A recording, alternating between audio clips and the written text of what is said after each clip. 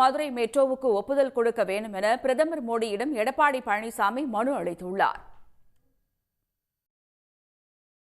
பிரதமர் மோடி கோவையில் தென்னிந்திய இயற்கை வேளாண் மாநாட்டை தொடங்கி வைத்தார்.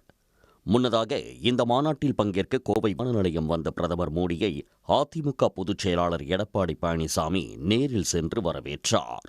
அப்போது 8 கோரிக்கைகள் அடங்கிய மனுவை பிரதமர் மோடியிடம் அவர் வழங்கினார்.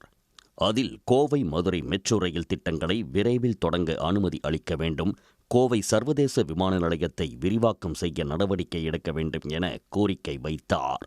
மறுசுழற்சிக்கான பொருட்கள் மற்றும் சுற்றுச்சூழலுக்கு உகந்த பொருட்களுக்கான GST வரியை குறைக்க வேண்டும், மோட்டார் பம்பு செட்டுகளுக்கான GST வரியை 5% குறைப்பதும் எடப்பாடி பழனிசாமியின் கோரிக்கையாகும்.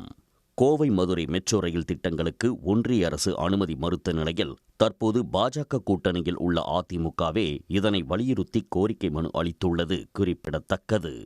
உடனுக்குடன் செய்திகளை தெரிந்து கொள்ள சன் நியூஸ் பெல் ஐகானை கிளிக் பண்ணுங்க.